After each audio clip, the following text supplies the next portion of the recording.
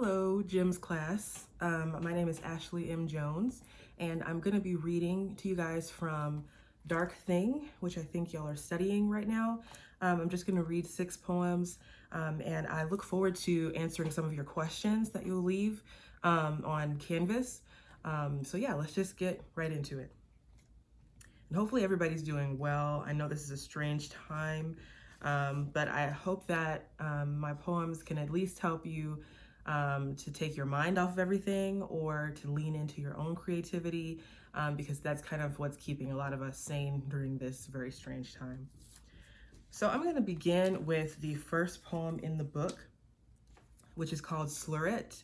And this poem is a metered sonnet, which I wrote while I was in grad school, actually. It was our prosody assignment, and I wanted to write a sonnet, a traditional sonnet, using a non-traditional subject matter. So I made this sonnet out of slurs that were used against Black people. And that's really all you need to know about it. But it's one of my favorite poems that I've ever written, because it does what so many of my favorite poets are able to do, which is take a form that was given to us, let's say, by the establishment or the ivory tower or whatever, and making Black people or oppressed people the center of that very traditional and often very white form. So here we go. Slurret. You a spade, a spook, an open-mouthed Black pickaninny, ashy Aunt Jemima, a Maricoon, you blue-gummed beluga, you cotton-picking jigaboo, you drenched in chicken grease, you watermelon head, you tar-skinned porch monkey, ain't never gonna get a job, you yessa shuckin' jiver, you hanging tree baboon. For years, we watched you bleed beneath our skin-splintering whip. We watched your eyes embolden, swell like veins. You turned your begging hands to thick brown fists.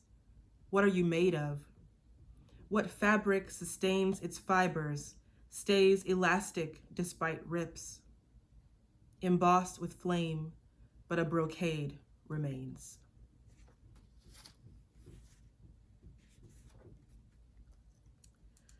All right. And if you hear any hammering, they're fixing somebody's roof across the street. So I'm sorry about that. Hopefully it's not too distracting.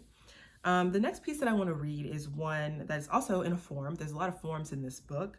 And it's funny, I used to hate form. Jim can tell y'all I was not a form person for a very long time, really until I got to graduate school, because I thought that form was really restricting.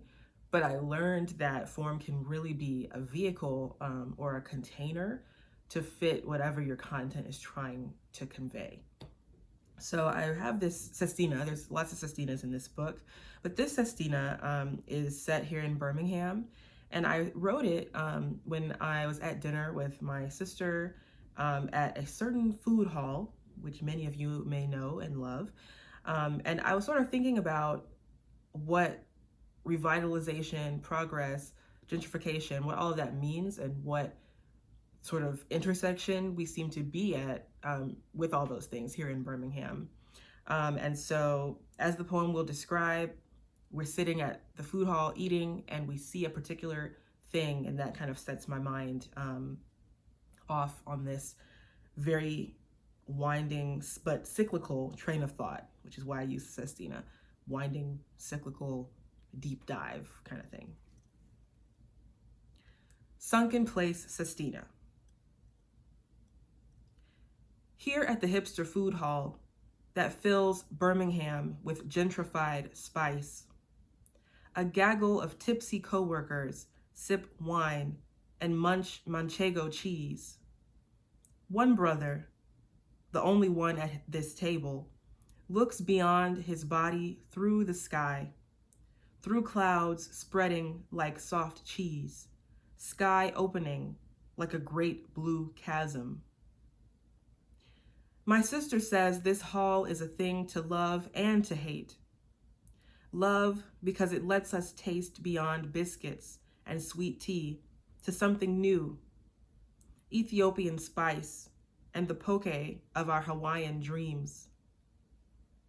What bothers her is the way people drip in here with an effervescent whine, a desire to fill a table, eat charcuterie and drink wine in a part of town that used to be just another patch of unappreciated sky, home of the historic theater and the poorer brother, the man with shit stains on his shirt, streets full of rocks to haul over the mountain, to fill their clean streets. Now we spice our own city with the good stuff. But are we seasoning beyond the tastes of those who lived here first, beyond the means of the ungentrifiable?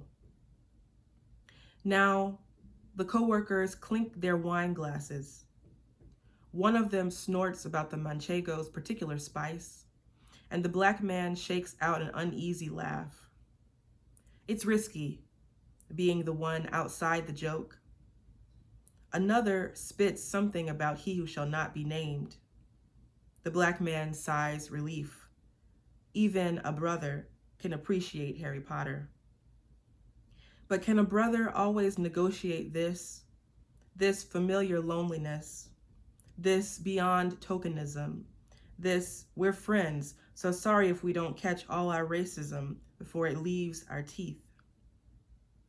They keep drinking their wine, but I know that this man, although he laughs, is still up in that sky, still flying far, far away from this table, its cruel hospice. Maybe we're all just shucking and jiving until our time to die. We are auspicious until proven black, until proven just another suspicious brother without a right to fight, to live.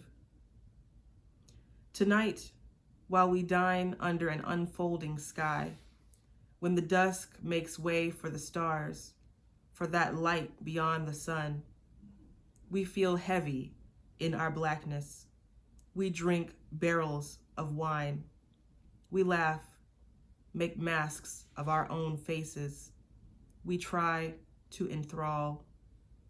We add spice, call integration equality, call gentrification progress, reduce our brothers to pixelated dust, turn heartache into wine, sink further and further beyond a blindingly bright sky. Okay, so a bit of a transition here. We're going to move into a poem about Harriet Tubman. I have a few poems in this book about Harriet Tubman. She is one of my personal heroes, and hopefully everyone in the world finds her a hero. But I wanted to write about her to not only celebrate her heroism, but also to sort of rehumanize her, because so often we take these larger than life figures, especially I find if they are women of color, and take away all the things that made them human. So with Harriet Tubman, of course, she was an incredible freedom fighter, but she was also a woman. She was worthy of tenderness and love. She had emotions. She wasn't just a machine. So I wanted to write some poems to sort of reinforce that idea. This poem talks about how Tubman came to devise the Underground Railroad. And all you need to know going into it is that her birth name was Araminta Ross. They called her Minty. But when she escaped to freedom, she changed her name to Harriet, which was her mother's name, and her last name was Tubman, her married last name. And she changed it in order to be a little less findable by the slave catchers. She was also called the Black Moses because she took so many slaves from slavery or from hell to the promised land or to freedom. The Book of Tubman. And God said, let her head be split, a black melon leaking. And God let iron sprout from the master's hand. And God breathed blood in the master's eyes and said, strike. And that's the story of the great crack in Harriet's skull that was an eye. That's the way God poured her, full of visions, thick as sap, unmoving, slowed as a scab over the gash. And God said, let there be Harriet. And Araminta went on to glory. Araminta could smile in heaven, hoist her skirts above her ankles, and dance. Harriet, on earth, kept that sweet eye fixed on the North Star, kept her pistol cocked, each bullet an unsaid prayer. And God made a railroad out of dirt and sweat, made a train out of a woman. And God made her hair a burning bush, her body so holy, even he called her Moses.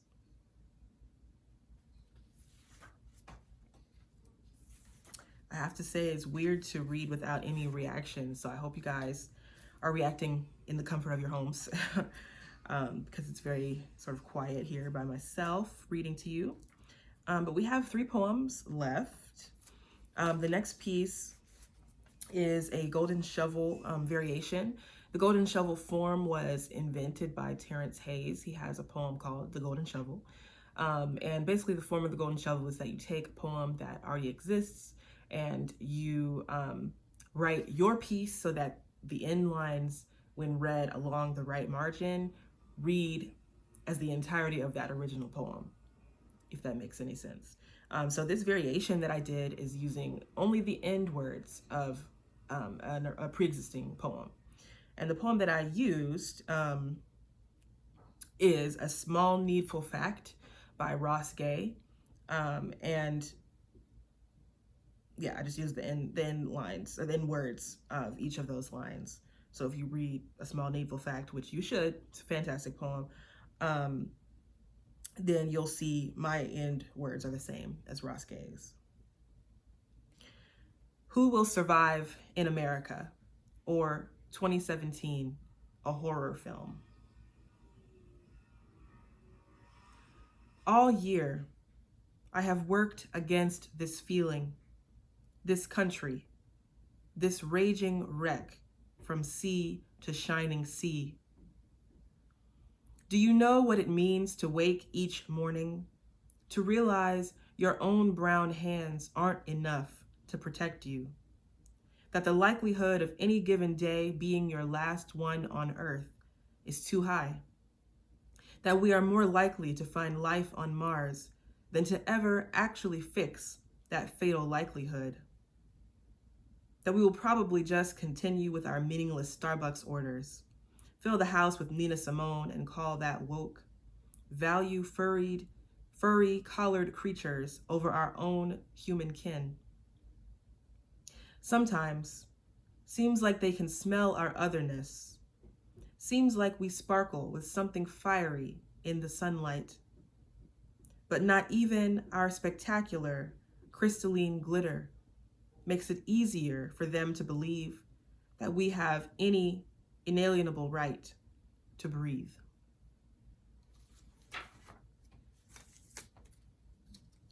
So getting back to the sonnets, this is a broken sonnet. So for anyone who's a member of the sonnet police out there, this one is not metered. It does not follow a regular rhyme scheme until the end, so it's broken, as it says in the title. But it's about, let's see, what's the short version of this story? So one day I went to Whole Foods kind of randomly, and I saw in the flower bouquet section, they were selling cotton, just like stems and bowls of cotton. They were dirty.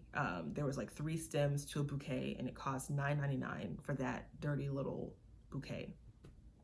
And of course, I have no problem with cotton as a fiber. I wear it all the time. I'm wearing it today. Love cotton. But as a Black person and as a Southern person, it is almost impossible for me to separate cotton and the image of cotton from the ghosts of what cotton was in our country, as a cash crop and as the source of a lot of suffering for people who looked like me. And even all the way up until sharecropping, my grandmother and many of our grandmothers, white and black, had to pick fruit, vegetables, all that kind of stuff, and cotton. And they were not paid anything near $9.99 for 3 little nasty pieces of cotton.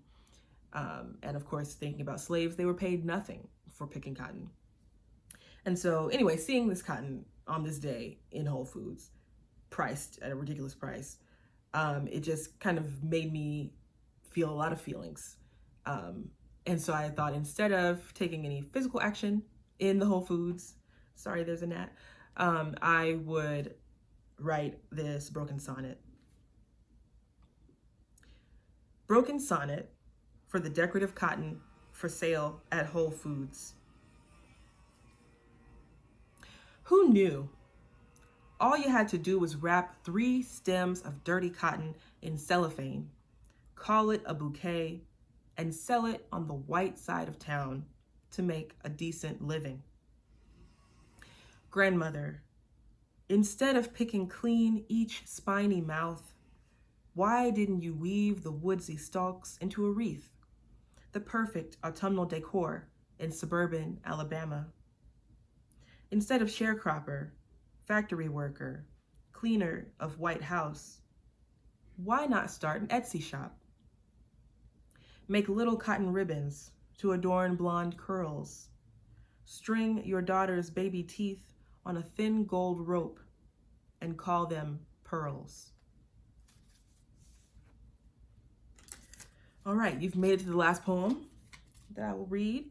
And this one, again, is sort of a shift in mood. This poem I wrote in homage to a memory that I have with my dad. And it's about hoghead cheese. And if you don't know what that is, it's also called souse meat. But it's like all the gross parts of a pig kind of ground up and mashed into a processed meat slice or patty. And it's like gray. It's actually really gross. It's disgusting. But as a kid, we used to eat it. My dad would, tell us about it and show us how to eat it on crackers and all that kind of stuff. And I did not realize that we were poor because of that. I was just so excited to share this delicacy with my dad. And so I wanted to write a poem in homage to that memory, and kind of to the idea that unhappiness does not always go along with being poor. You can still have a magical time consuming things that are not, fine foods, or doing things that are not fancy. And it's written as a series of haiku. It's called Hoghead Cheese Haiku. My dad would slice it over crackers, each sliver a gravelly gray. Hog's head boiled down, too flat to recognize as hog anymore. Now souse. We ate it. Joy spilled like salt between our fingers, like hog between them. This meal, so special because Dad made it for us, a secret treasure. We did not know these meals, hoghead cheese, canned sausage, rice and rice and rice, told us we weren't rich. We thought delicacy, treat. What steak could top this? And what magic lies within a pig's head, pig's foot? This unnatural dairy, this gray cheese made of snout, flesh, feet, and heart, congealed, sour art. Thank y'all so much for listening. I look forward to your questions, and I hope that you enjoyed the book. Thank you.